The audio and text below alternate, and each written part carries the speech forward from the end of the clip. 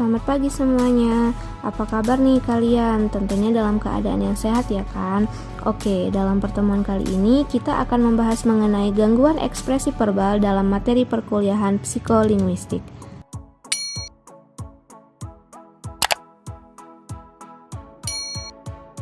Ekspresi verbal merupakan kemampuan yang hanya dimiliki manusia. Kalaupun ada binatang, misalnya gorila yang memiliki kemampuan kognitif yang tinggi, tetapi kosakatanya tidak melebihi 1% kosakata anak usia 3 tahun. Apalagi untuk menguasai kaidah bahasa, binatang yang hanya sejenjang di bawah manusia itu tidak diberi kemampuan berbahasa. Dalam ekspresi verbal, diutarakan pikiran secara lisan atau dengan perkataan.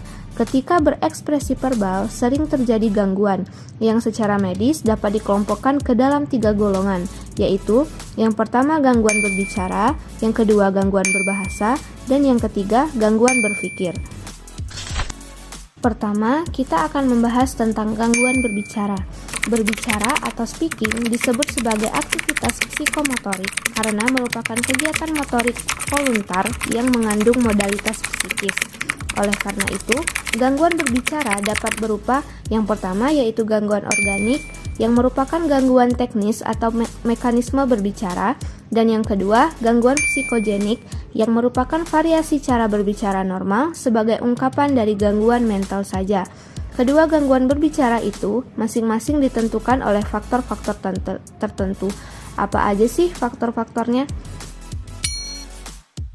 Gangguan berbicara organik dapat disebabkan oleh faktor-faktor sebagai berikut. Yang pertama yaitu faktor pulmonal, yang kedua faktor laringal, yang ketiga faktor multifaktorial yang terdiri dari sembrono, propulsif, dan multisme, yang keempat faktor resonansi, dan yang terakhir yaitu faktor lingual. Sedangkan gangguan psikogenik dapat disebabkan oleh faktor-faktor yaitu yang pertama yaitu faktor manja, yang kedua faktor kemayu, yang ketiga faktor gagap, dan yang terakhir yaitu faktor latah. Materi selanjutnya yang akan kita bahas yaitu mengenai gangguan berbahasa. Jadi, untuk mampu berbahasa diperlukan kemampuan pemahaman atau resepsi dan kemampuan produksi atau yang biasa disebut dengan ekspresi. Implikasinya ialah daerah Broca dan Wernicke harus berfungsi penuh. Kerusakan pada kedua daerah tersebut dan sekitarnya akan menghasilkan gangguan berbahasa yang disebut dengan lupa bahasa atau afasia. Broca sendirinya menyebutnya afemia. Afasia dapat dibedakan antara lain yang pertama yaitu afasia motorik atau ekspresif atau afasia Broca, dan yang kedua yaitu afasia sensorik atau reseptif atau yang biasa disebut dengan afasia Wernicke. Kerusakan otak yang dominan yang mengakibatkan afasia motorik dapat terletak pada lapisan permukaan daerah Broca, di lapisan bawah permukaan daerah Broca, atau antara daerah Broca dan daerah Wernicke. Afasia motorik kortikal ialah hilangnya kemampuan untuk mengutarakan isi pikiran dengan menggunakan perkataan. Ia mengerti bahasa lisan dan tulis, tetapi tidak bisa berekspresi verbal, meskipun isyarat masih bisa. Afasia motorik subkortikal ialah penderita tidak bisa mengutarakan isi pikirannya dengan menggunakan perkataan, namun masih bisa dengan cara membeo. Pemaknaan ekspresi verbal dan visual tidak terganggu, bahkan ekspresi visualnya normal. Afasia motorik transkortial ialah afasia yang masih dapat mengutarakan isi pikiran dengan menggunakan perkataan yang singkat dan tepat, namun masih mungkin menggunakan perkataan penggantinya. Misalnya, tidak mampu menyebut nama barang yang dipegangnya, tetapi tahu kegunaannya. Afasia sensorik terjadi akibat lesi kortial di daerah Wernicke pada hemisfer yang dominan. Daerah itu terletak di kawasan asosiatif antara daerah visual, sensorik, motorik, dan pendengaran. Kerusakan daerah Wernicke akan mengakibatkan kehilangan pengertian bahasa lisan dan tulis. Namun, ia masih memiliki curah verbal, sekalipun tidak dipahami oleh dirinya maupun orang lain. Curah verbalnya merupakan neologisme, yakni bahasa baru, yang tidak dimengerti oleh siapapun. Biasanya diucapkan dengan irama, nada, dan melodi yang sesuai dengan bahasa asing yang ada. ia bersikap biasa, tidak tegang, atau depresif.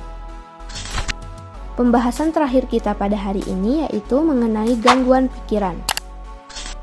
Setiap orang cenderung untuk mengungkapkan perkataan yang disukainya sehingga memiliki corak bahasa yang khas bagi dirinya. Dalam memilih dan menggunakan leksikon, sintaksis, dan semantik tertentu, seseorang akan menyiratkan sikap dan nilai pribadinya pada ekspresi bahasa yang dibuatnya. Gaya bahasa perseorangan ini lazim disebut dengan idiolek. Jika ekspresi verbal sebagai pengutaraan isi pikiran, dalam gaya bahasa seseorang akan tersirat pikirannya. Konsekuensinya ialah gangguan ekspresi verbal disebabkan gangguan pikiran. Gangguan ekspresi verbal akibat gangguan pikiran dapat disebut gaya bahasa abnormal. Ada beberapa jenis gangguan ekspresi verbal akibat pikiran, yaitu yang pertama yaitu gaya bahasa pikun, yang kedua gaya bahasa schizofrenik, yang ketiga gaya bahasa depresif, dan yang terakhir yaitu gaya bahasa maniakal. Mari kita bahas satu persatu. Yang pertama yaitu mengenai gaya bahasa pikun atau demensia. Orang pikun biasanya memperlihatkan banyak gangguan seperti agnosia atau tak sanggup mengenal benda dan artinya, afrasia yaitu tidak mampu bercakap dan menulis secara berkesinambungan, amnesia atau hilang ingatan masa lalu, perubahan kepribadian, perubahan perilaku, dan kemunduran dalam berbagai fungsi intelektual. Berbagai gangguan itu mengakibatkan kurangnya daya pikir sehingga ekspresi verbalnya banyak gangguan seperti sukar dalam diksi yang tepat, kalimat sering diulang-ulang, dan lupa akan banyak kata. Selanjutnya yaitu gaya bahasa schizofrenik.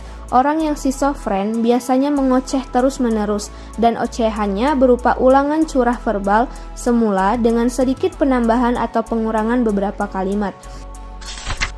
Gejala schizofren seperti ini disebut dengan logore schizofrenik.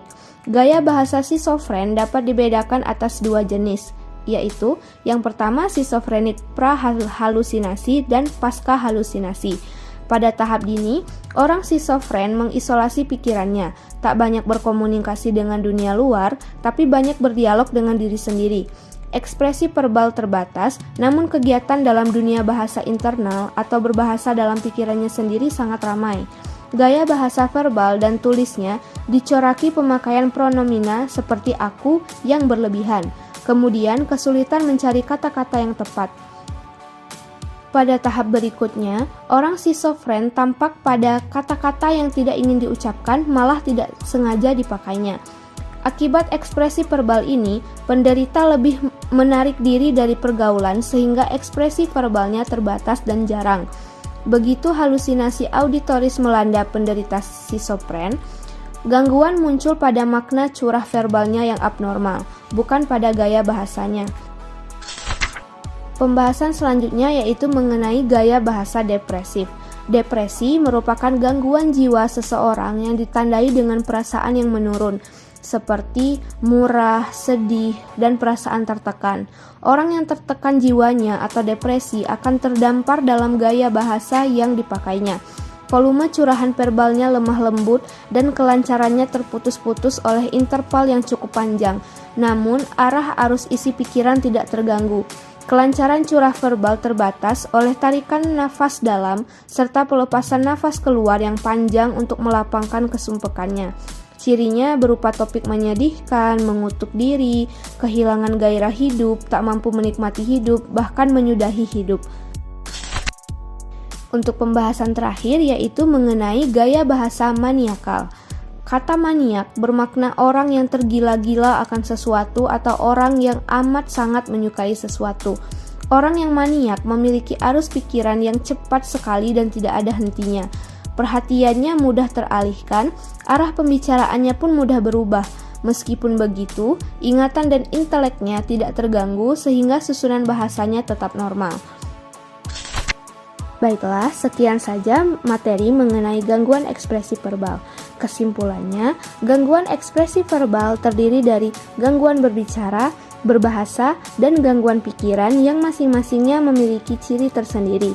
Selanjutnya, saya ucapkan terima kasih kepada rekan-rekan yang sudah klik video ini dan menyaksikannya hingga selesai. Saya akhiri, wassalamualaikum warahmatullahi wabarakatuh, dan sampai jumpa semuanya.